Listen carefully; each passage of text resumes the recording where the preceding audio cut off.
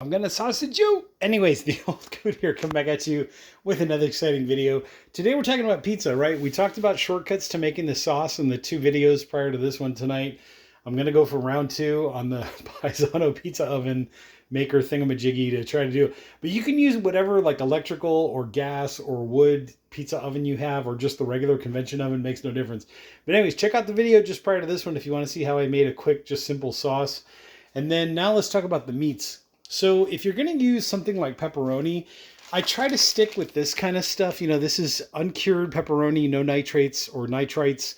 You kind of get a sense of what I'm trying to say here. You know what what you're putting on your pizza, as opposed to going to like a chain or maybe even like a specialized restaurant. Honestly, I got so fed up with what restaurants were brutally destroying pizzas. I decided to start making my own at home, and that's why I got the Piezano. But I use pepperoni that I know where it came from, right? I know what I'm using. I try to get as, holistic speaking, or as, friendly to my body as possible. That's not always true, but just saying. Sausage. If you're going to do sausage, this is a little trick that I have. So what I do is I get like a smaller pan. What I think is about the right amount of sauces that I'm going to use on maybe 4 or 5 pizzas. Like, let's say 1 sausage link per 10-inch pizza, give or take. So I'm going to make 4 pizzas tonight, 4 sausage links. What I'll do is, in a pan like this, a nonstick pan, I'll put in about maybe like a half a bottle of water or so, just bottled water, whatever, regular tap water, whatever the case may be. I'll put the water in, I'll put the sausages in, or put the sausages in, then put the water in. And then what I'll do is I'll just give it like a little spritz of extra virgin olive oil, or maybe some kind of avocado oil, just something to help like the pan stay non-sticky as the sausage is cooking there. But what I'll do is I'll cover it with the lid, right? Let's see if I can grab this without burning myself. Here we go. So what I'll do is I'll cover it with the lid, and then basically turn the gas on to like medium heat and just let it cook for about 3 or 4 minutes. Then what I'll do is I'll open the lid, flip them over, right? So turn them over to the other side, and then put the lid back on and let them go another 3 or 4 minutes. If you notice that the liquid is really evaporating, right, a little bit faster than you might want, just add a little more water. Add like another, maybe a quarter of a little tiny one of these little bottles, like a couple ounces of water, and basically let them boil to the point where most of the liquid is evaporated. When most of the liquid's evaporated, then what I'll do is I'll lift the lid, right, and just kind of check on them. So as you can see here, I've got like just a touch of liquid left in there, which is kind of how I want this.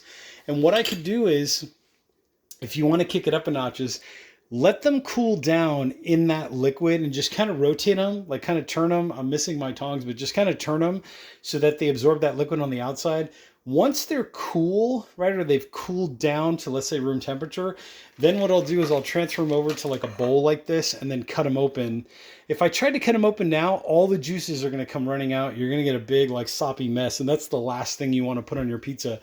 Remember, water is your enemy when it comes to making pizza.